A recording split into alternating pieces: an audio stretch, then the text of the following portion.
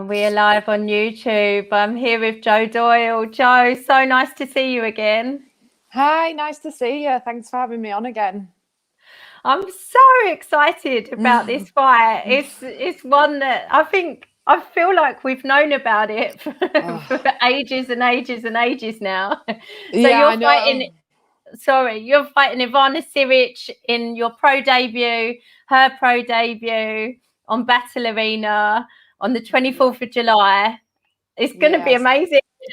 So excited, it's so nice to one, be hitting the pro ranks, but also to get a great opponent. It's a fight that I wanted amateur. So yeah, to be able to have it as my pro debut, I'm really, really happy about. I can't wait. There's so much to unpack here, but I want to first go back to your last fight because I believe it was when you won the Cage Warriors Academy Southeast Bantamweight belt, which feels like ages ago now. Was it April 2019? Yeah, that's right. So it's like 2 years. So it's been a long time. I wanted to have a really active 2020, but I think everyone did. And it was just chaos. So I was a bit unfortunate that I couldn't get one in before everything hit in March, because I'd committed myself to coaching at the back end of 2019. So I'd done a bit of traveling, coaching. I'd been over to California for a month. So yeah, timing wise, if I'd have known, I wouldn't have taken that time off from fighting after that one, and made because I said, I'll give myself 6 months in the end of 2019 because I'd had 13 fights in 2 years. So I thought, right, have a bit of time off, and then not expecting it to be another 2 years before I'd fight again.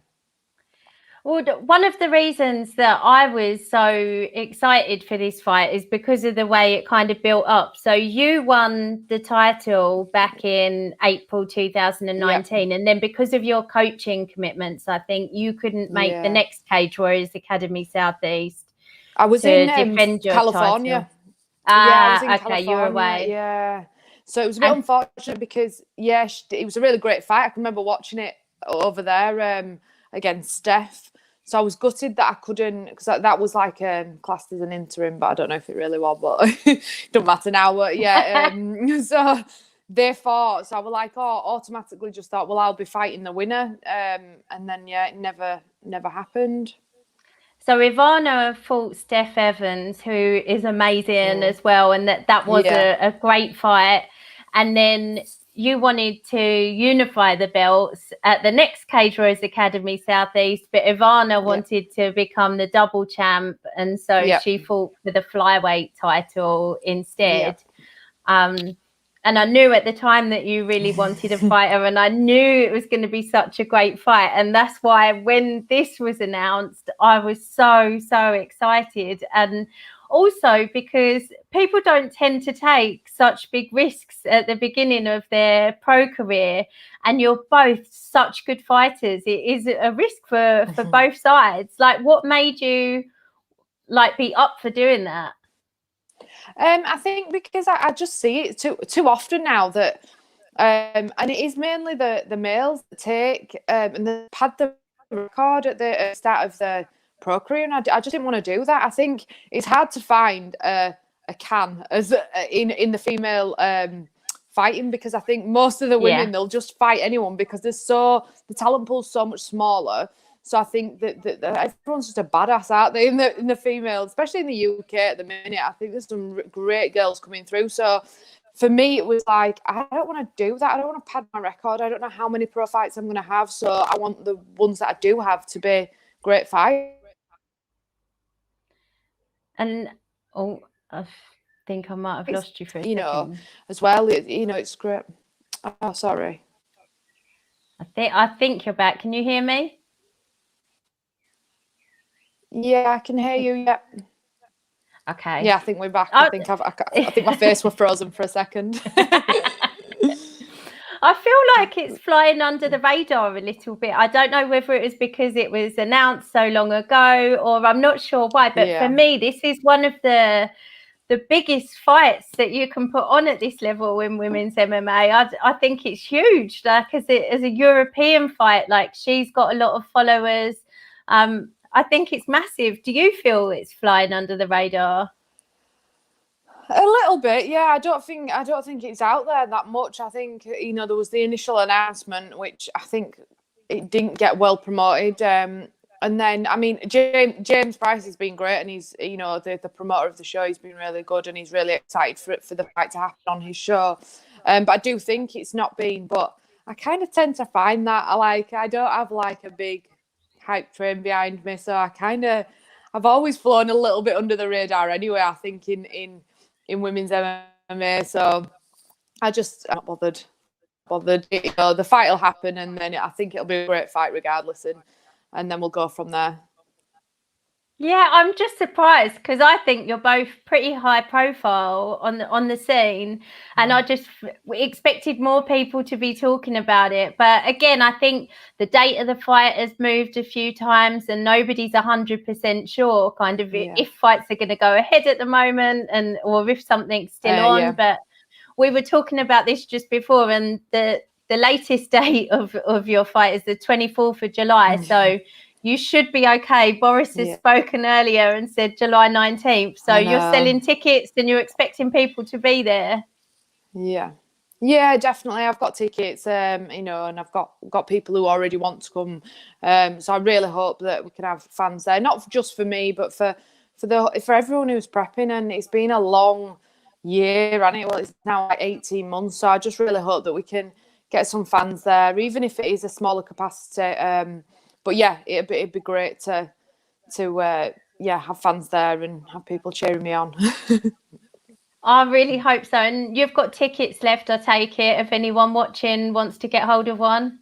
Yeah, definitely send me a message on like Instagram or on Facebook or something, because I've got tickets left. And they probably will sell quick now, because if this is one of the first shows, if the dates stay the same, that actually can have fans, you know, I think it'll be capacity if that's the case. Now the date's changed to the 19th of July for opening up. Yeah, it must be the first one. It's the first weekend. Yeah, definitely. Andrew Whiteland said, that makes it exciting. It does. It's the first show with fans. Andrew Whiteland said, great to see the champ Jo Doyle receiving some attention. I'm always shout about your fights. And another fight that I've been really excited about, I interviewed Levi the other day, Levi Steedman, another great fight. She's fighting Megan Morris. Two other girls that aren't scared to fight each other. And I saw you train with Levi recently in one of your Instagram posts, like a fellow SBG gym. How's that been? Yeah, it's been great. Like, it's hard for me because it's two girls that I really like. Obviously, I've coached Megan in the IMAFs, and then Levi well, and also Levi being SBG. And me, it's like, fight. But yeah, it's great to see two girls taking a fight that, again, has risks behind it. Two great girls with great skill set and from good gyms. So yeah, I'm really excited about that. And yeah, I love to train with as many female athletes as I can, because I just think it's, you know, you're stepping in there with a female. It's good to get different feels in sparring and training. And yeah, I've had some really, really good rounds with Levi. You know, I trained with Megan as well, so I've had good rounds with Megan. So yeah, I'll be definitely getting tickets for that to watch that fight, because it's going to be a great scrap. And has it been easy to kind of go between gyms and train with other girls? Like, are things kind of back to normal training wise for you now? I think under like the elite banner, you can kind of, you know, you can get that bit of sparring in. For a long time, you know, it was just a case of just getting the training in where I can, you know, when the gyms were closed and things like that. So yeah, it was not lucky I have games. It was my coach and husband. So we trained pretty much right through lockdown.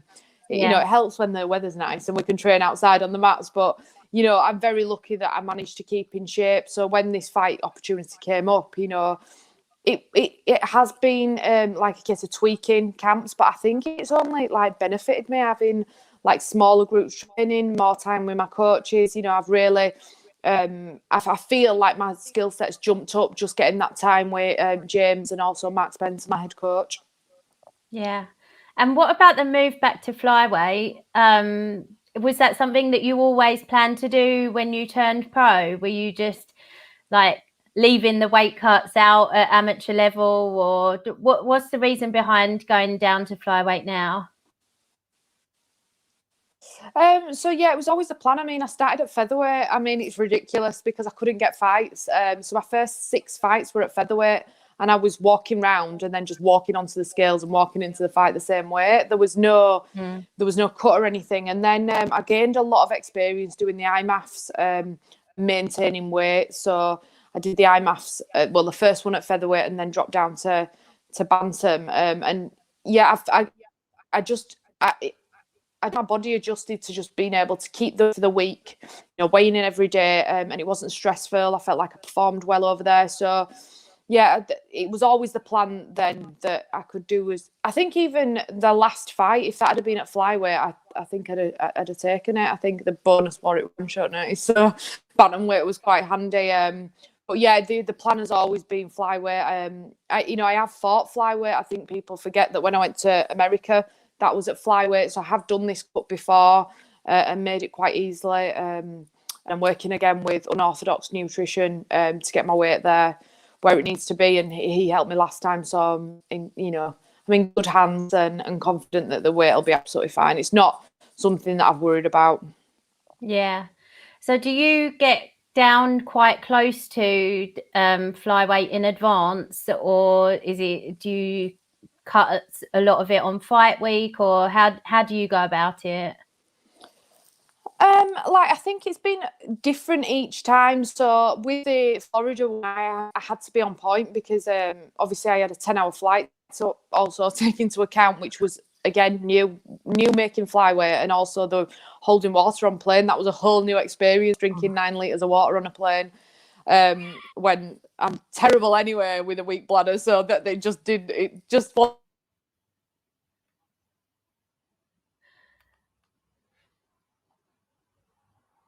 wasn't good. Oh, God. Oh yeah, you got me back. I think you lost me a little bit. I lost you a bit, but I think we got you back so, now. Yeah. I'll cut a little bit fight week, but I like to feel healthy. That's the main thing. Like, I've done, this will be my 14th fight. I can't think now. Yeah, 14th fight. So, as long as I'm keeping healthy, that's what I for people. And bought unorthodox quite early because obviously lockdown I'll probably carry more weight than I would normally. So yeah, I think I will cut a little bit fight week, but maybe a bit more than normal. But I'm not too worried about that. You look lean at the moment, and in all your posts, you look like you definitely don't look like you're heavier at all. Oh no! I think now I'm on point, and I'm on track. But when I started, I was a little bit heavy. I have to say, lockdown. I think we all were. Not very favourable. Oh, the first few months when you thought it was going to only last a few weeks, I was like, "Give me the pizza. Where's the pizza?" I think everybody was in that boat. I spent the first month treating it like a holiday, and then had to get on Weight Watchers after that. You realised, yeah. So yeah, just as well I didn't pull the ripcord. And what about ring rust? Are you concerned about that at all? Like the fact that it has been over 2 years? Yeah, not really. No, I feel like the best I've felt. I actually feel really good in the gym. I feel really good sparring. I think if you going with mindset.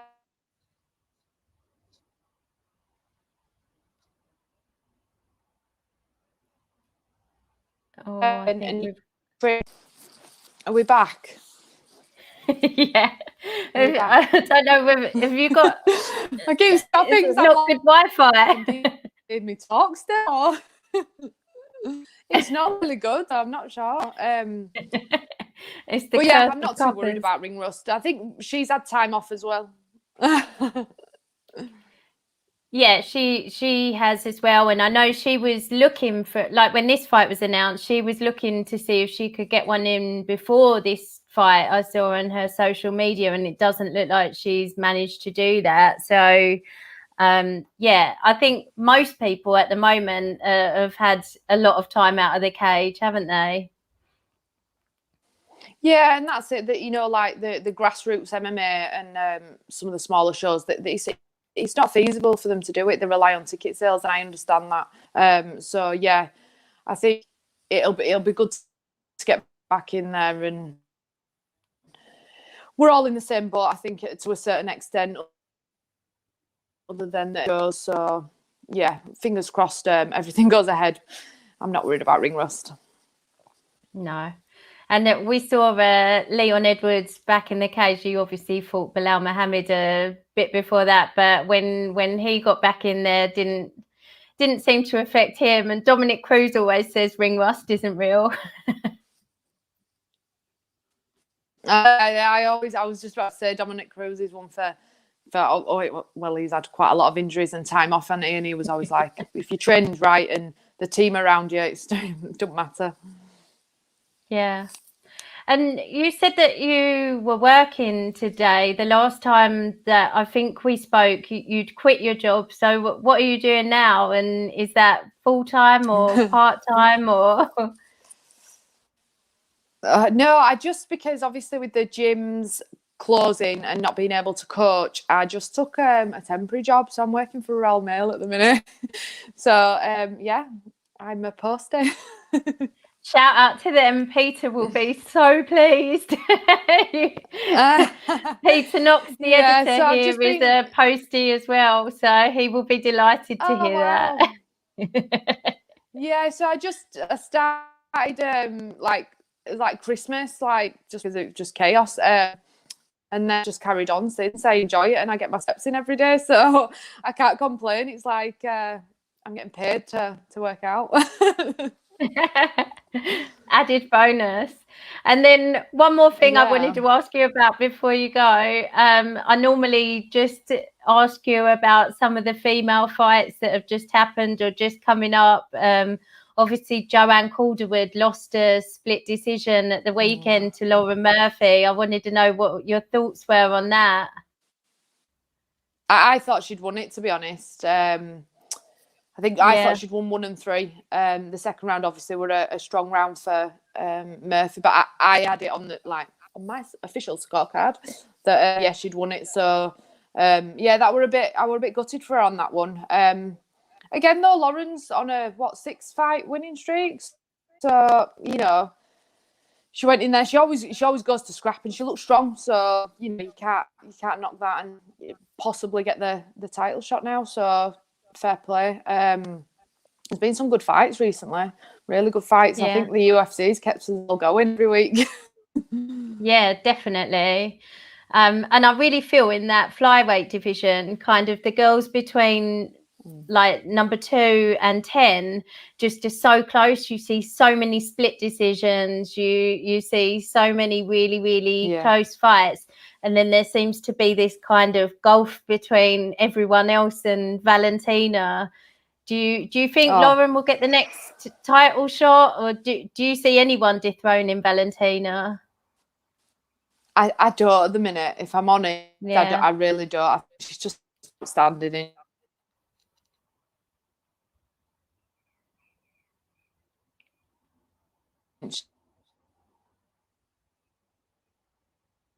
The fact that Tatiana Suarez to flyweight, so that could be interesting. But again, she's had that time off for an injury, so that'll be really good to see her at flyweight.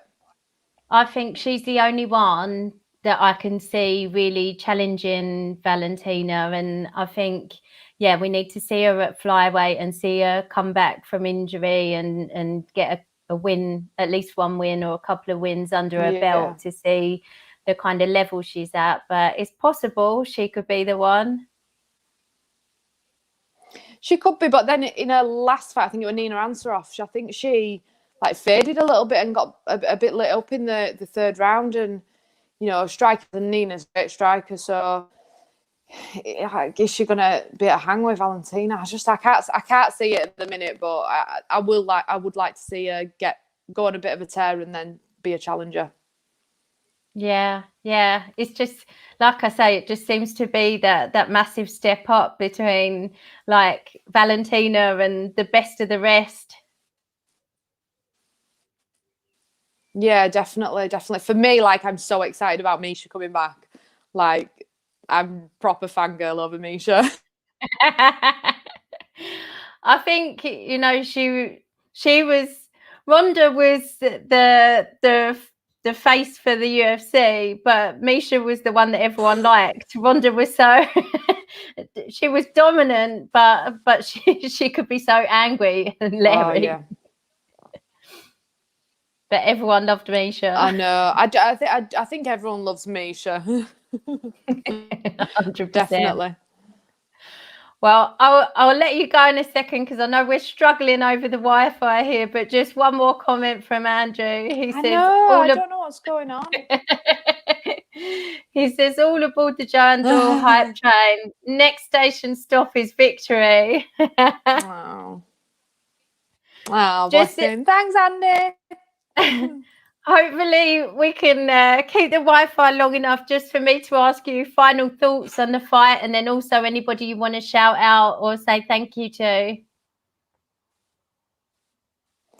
Yeah, I see it being just a good scrap. Like, I really feel like I've put the time in to get the win. I'm very confident about that, and I know she's a great fighter. So to get that win over her, you know, will be a massive. And I'm not taking it lightly. I'm not, you know, looking past her or anything. But I definitely think that I'm going to put on a show, and people are going to see a bit of a different side of the Menace. I can't wait. And any sponsors that you want to say thank you to? Yeah, so Paul, just my manager, Ray. So been in touch with him recently. So some exciting things coming up. Hopefully later in the year. So it's always good to have contacts with him and such a high level manager of people like Jojo. My team, SBG Bradford, you know, they've helped so many people and got like me fight ready so many times. So it's great to be working with my coaches, Mark, Spencer and James and Marie and all the other coaches, Jason, Ben, everyone there over at SBG, my team. And then it's great also to have Paul Reed on board for this camp. You know, so excited to be working with the team at Vortex. It's definitely up levels for my professional debut.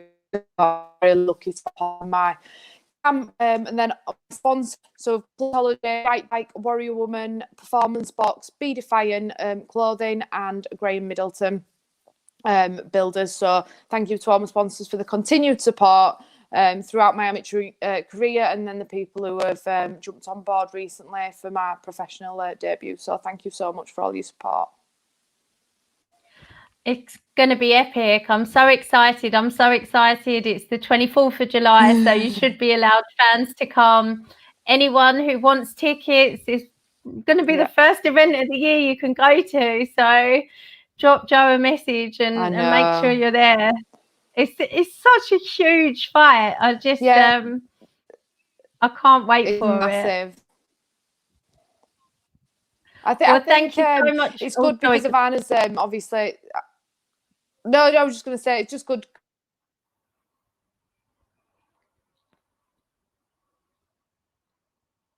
You know, on the European scene as well. So hopefully after that, good things and stuff opens up. It's huge. It's absolutely huge. I'm buzzing for it, and thank you so much for your time. I really, really appreciate it. And I just can't wait. So all the best for the rest of camp. Like, please stay fit and healthy. And I'm buzzing for it. Can't wait. All right. Thanks for having me on again, and we'll hopefully speak soon. Thanks so much, Jo. Take care.